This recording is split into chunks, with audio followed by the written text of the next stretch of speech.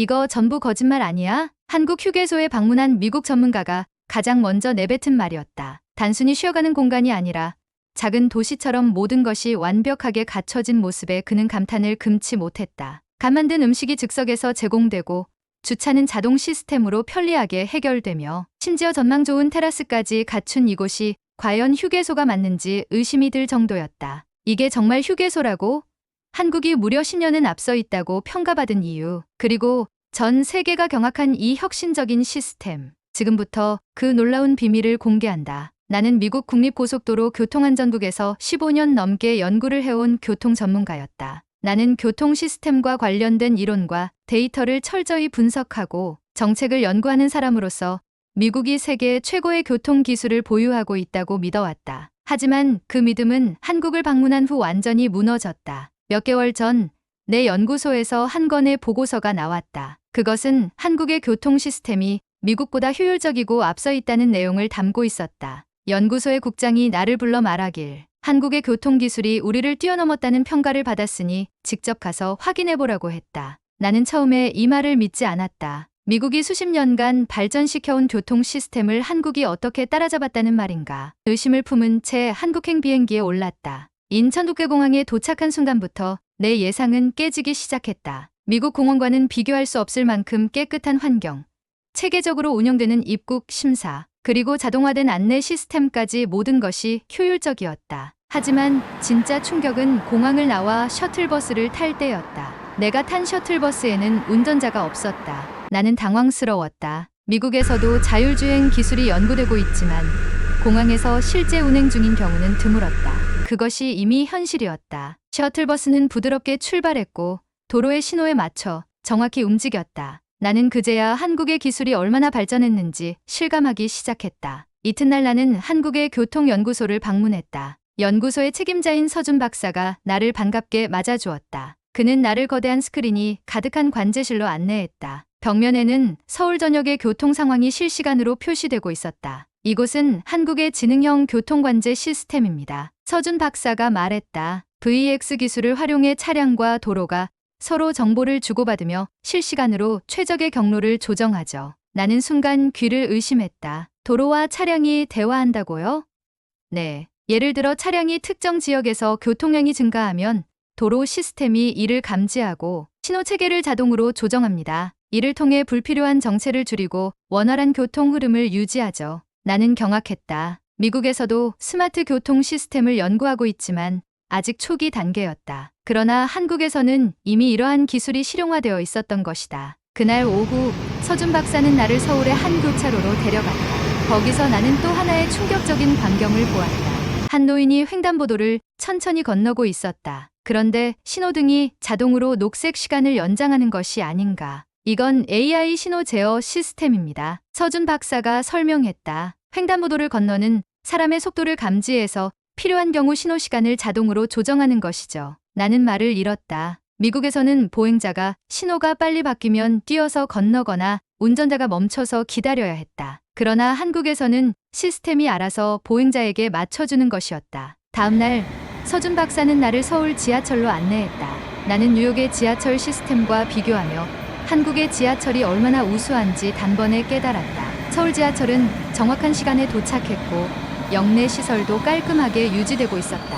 환승 시스템이 너무나 효율적이었다. 한국의 지하철은 정시 운행률이 99%를 넘습니다. 서준 박사가 설명했다. 또한 스마트폰 하나로 모든 교통수단을 이용할 수 있도록 통합 시스템을 구축했죠. 나는 교통카드를 건네받아 직접 사용해 보았다. 단 한 장의 카드로 지하철, 버스, 택시까지 이용할 수 있었다. 미국에서는 지역마다 서로 다른 시스템을 사용해야 했기에 이처럼 편리한 통합 시스템이 존재하지 않았다. 그리고 마지막으로 나는 한국의 고속도로를 방문했다. 이곳에서도 나는 예상치 못한 광경을 마주했다. 톨게이트에서 차량들이 속도를 줄이지 않고 그대로 통과하고 있었다. 이게 어떻게 가능한 거죠?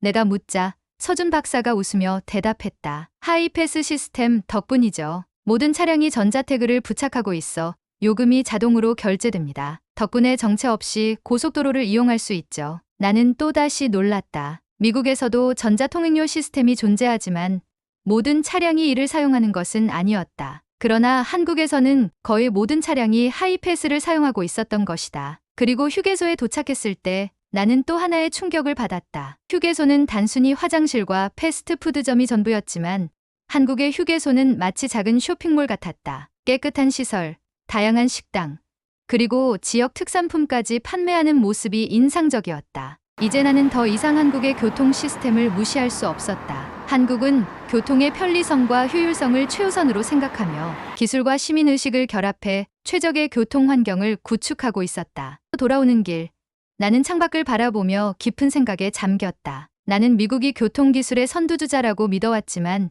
현실은 달랐다. 우리는 이제 한국을 따라잡기 위해 노력해야 한다. 나는 결심했다. 한국에서 배운 교훈을 미국에 전하고 우리가 앞으로 나아가야 할 방향을 다시 설정해야 한다. 미국이 한국의 교통 시스템을 배우지 않는다면 우리는 곧 더 큰 차이를 경험하게 될 것이다. 나는 내 자신에게 묻기 시작했다. 우리가 그동안 놓치고 있었던 것은 무엇일까? 한국의 시스템을 연구하고 우리 방식에 맞게 적용할 방법을 찾아야 한다. 그리고 나는 그 첫걸음을 내딛기로 했다. 나는 한국에서의 며칠간의 경험만으로도 지금껏 가져왔던 교통 시스템에 대한 신념이 송두리째 흔들리는 것을 느끼고 있었다. 미국이 세계 최고의 교통 기술을 갖추고 있다고 믿어왔지만 한국에서 보고 경험한 것들은 내가 알고 있던 모든 기준을 넘어서는 수준이었다. 그리고 나는 더 깊이 파고들기로 했다. 서울의 대중교통을 경험한 나는 이번에는 실제 차량들이 다니는 도로와 고속도로 시스템을 연구하기 위해 한국의 교통연구소를 방문했다. 연구소에서는 놀라운 시스템을 보여주었다.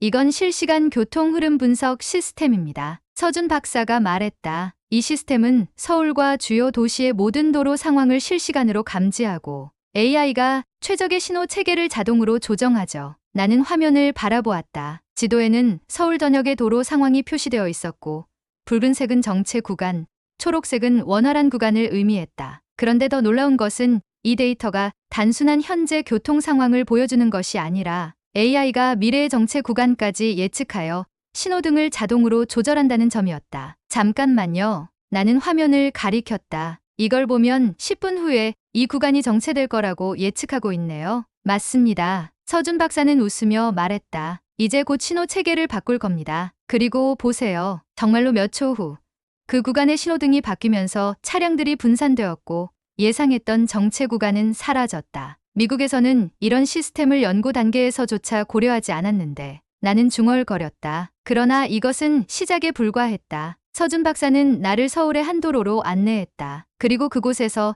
나는 또 하나의 놀라운 광경을 보았다. 도로에는 별다른 차선 변경 없이 자연스럽게 흐름이 유지되고 있었고 운전자들은 각자의 속도를 맞추며 원활하게 운전하고 있었다. 그런데 서준 박사는 내게 특이한 점을 지적했다. 보세요. 저 차량들, 도로에서 비상등을 켜는 모습이 보이시죠? 나는 고개를 끄덕였다. 미국에서는 보통 고장 났을 때만 비상등을 켜죠. 한국에서는 다릅니다. 서준 박사는 말했다. 앞에서 정체가 생기면 운전자들은 뒤에 오는 차량들에게 경고하기 위해 비상등을 켜줍니다. 이렇게 하면 뒤따라오는 차량들이 미리 속도를 줄이게 되고 급정거로 인한 사고를 예방할 수 있습니다. 나는 순간 충격을 받았다. 단순한 문화적 차이일 수도 있지만 이 작은 행동이 교통 안전에 엄청난 영향을 미친다는 것을 깨달았다. 미국에서는 고속도로에서 사고가 나면 뒷차들이 미처 대응하지 못하고 연쇄 추돌 사고가 나는 경우가 많다. 하지만 한국에서는 운전자들이 미리 서로 신호를 주며 사고를 예방하는 것이다. 이런 의식은 어떻게 형성된 건가요? 나는 물었다. 교육과 시스템 덕분이죠. 서준 박사는 말했다. 운전면허 시험부터 교통법까지 한국에서는 다른 운전자와 소통하는 법을 강조합니다. 또한 도로 곳곳에 AI 카메라가 있어서 난폭 운전을 하는 차량은 실시간으로 감지되죠. 사고 예방을 위한 시스템이 철저하게 구축되어 있습니다. 나는 다시 한번 한국의 교통 시스템이 단순한 기술이 아니라 운전자들의 인식과 문화를 바탕으로 구축된 것임을 깨닫게 되었다. 그날 오후 우리는 한국의 고속도로를 달렸다. 처음에는 미국과 비슷해 보였지만 곧 몇 가지 차이점을 발견할 수 있었다. 우리가 달리는 고속도로의 상태는 완벽에 가까웠다. 노면이 깨끗했고 도로 위에는 최신 기술을 활용한 안전장치들이 있었다. 이건 뭐죠? 나는 도로 바닥에 그려진 핑크색 선을 가리켰다. 이건 색깔 유도선입니다. 서준 박사가 설명했다. 고속도로에서 갈림길이 나오면 운전자들이 미리 어느 방향으로 가야 하는지 쉽게 알 수 있도록 도와주는 장치죠. 나는 감탄했다. 미국에서는 갑자기 갈림길이 나타나면 운전자들이 급하게 차선을 변경하다가 사고가 발생하는 경우가 많다. 하지만 한국에서는 이런 단순한 시각적 표시만으로도 사고를 예방하고 있었다. 그리고 또 하나 놀라운 점이 있었다. 톨게이트에서 차량들은 멈추지 않고 그대로 지나갔다. 미국에서는 아직도 톨게이트에서 차량들이 길게 줄을 서서 요금을 내야 하는데 나는 중얼거렸다. 여기는 99%의 차량이 자동 결제 시스템을 이용하죠. 서준 박사가 설명했다. 차량이 톨게이트를 통과하는 순간 요금이 자동으로 결제됩니다. 덕분에 통행 속도가 빨라지고 정체가 줄어들죠. 나는 다시 한번 한국의 교통 시스템이 얼마나 앞서 있는지 실감했다. 기술적인 요소뿐만 아니라 시스템을 얼마나 효율적으로 운영하는지가 정말 중요한 요소라는 것을 깨닫게 되었다. 그러나 내가 가장 충격을 받은 것은 따로 있었다. 우리는 서울로 돌아오는 길에 한 휴게소에 들렀다. 한국의 휴게소는 미국의 그것과는 차원이 달랐다. 깨끗한 화장실, 다양한 음식, 심지어 지역 특산물까지 판매하는 모습은 미국에서는 상상도 할 수 없는 광경이었다. 그런데 가장 놀라운 것은 화장실이었다. 입구에는 디지털 안내판이 있었고 각 화장실 칸의 사용 여부가 실시간으로 표시되고 있었다. 이건 뭐죠?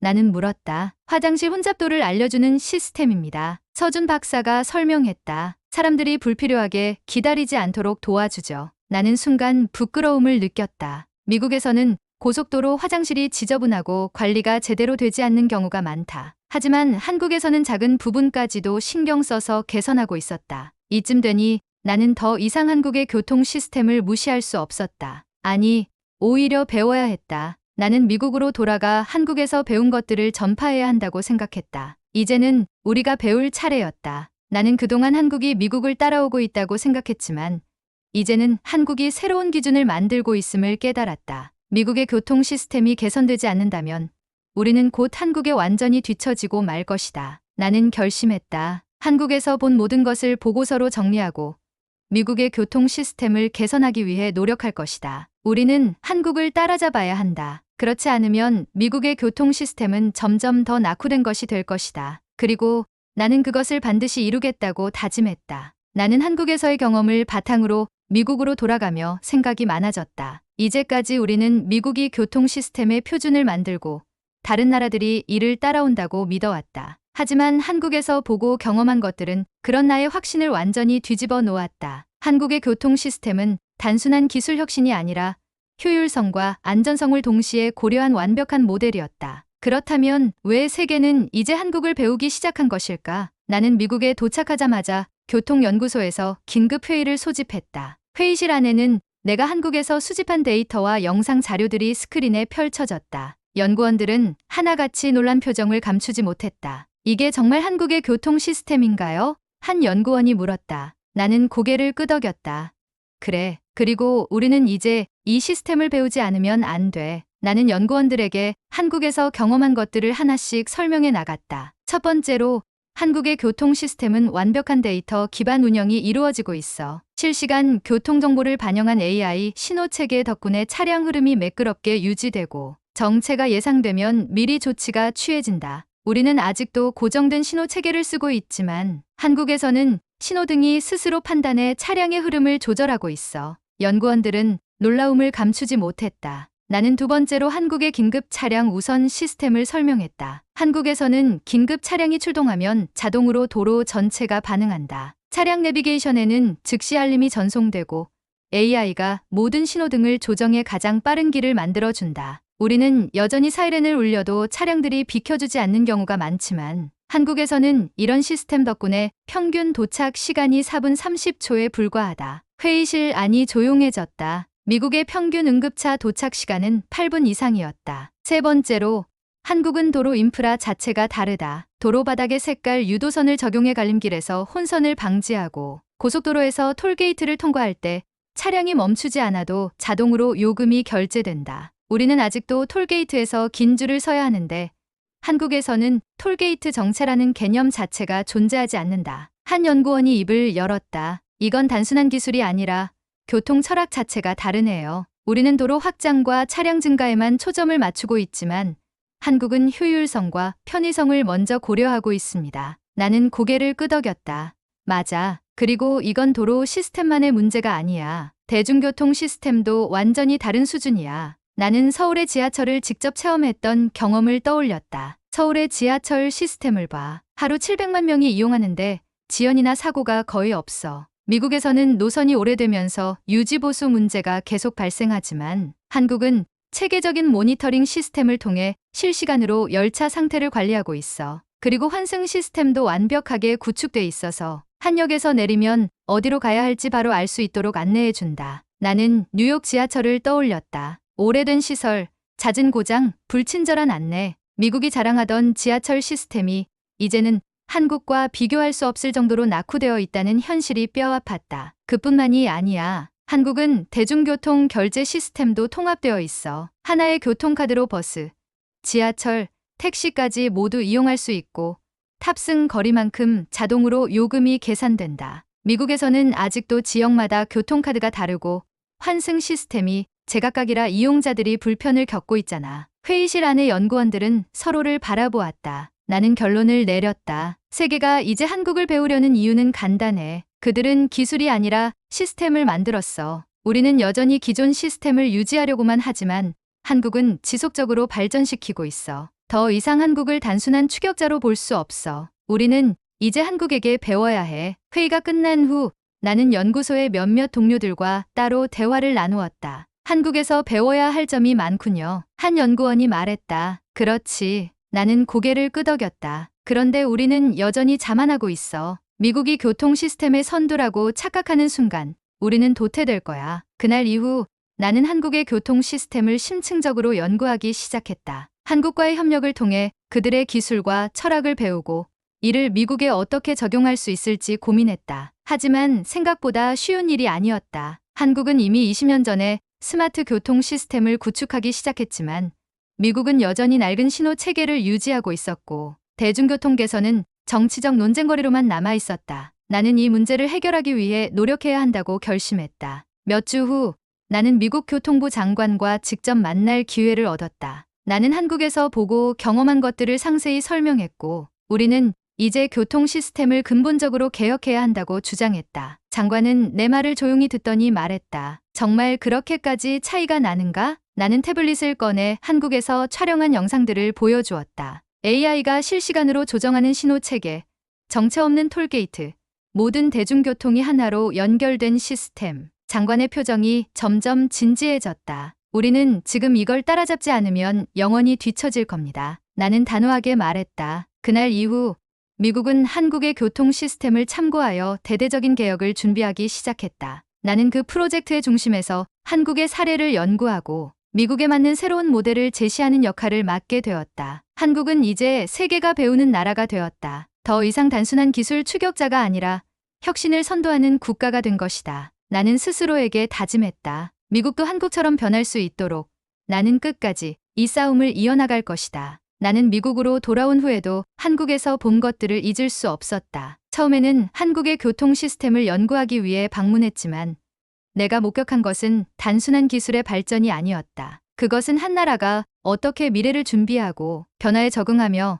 세계를 선도하는지를 보여주는 하나의 완벽한 모델이었다. 이제 나는 한국이 단순히 빠른 성장을 이룬 나라가 아니라 세계가 배워야 할 혁신의 중심지라는 사실을 확신하게 되었다. 미국 교통연구소에서 한국의 교통 시스템에 대한 발표를 하던 날, 나는 처음으로 내 연구에 대한 강한 확신을 느꼈다. 수많은 연구원과 정책 결정자들이 모인 자리에서 나는 한국이 어떻게 교통 시스템을 개혁했고 이를 통해 국민들의 삶을 개선했는지를 설명했다. 한국은 기술을 단순한 도구로 사용하는 것이 아닙니다. 나는 발표를 시작하며 말했다. 그들은 기술을 사람을 위한 것으로 만들었습니다. 교통 시스템에서조차 인간 중심의 사고방식을 잃지 않았죠. 나는 한국의 AI 기반 신호 체계, 긴급 차량 우선 시스템, 자율주행, 대중교통, 그리고 통합된 교통 결제 시스템에 대해 설명했다. 회의실 안은 점점 더 조용해졌고 모두가 집중해서 내 말을 듣고 있었다. 우리는 지금까지 교통 시스템을 효율성과 경제성 위주로만 설계해왔습니다. 하지만 한국은 기술을 활용해 시민들의 안전과 편리함을 최우선으로 고려했습니다. 우리는 이 점에서 크게 뒤처져 있습니다. 발표가 끝난 후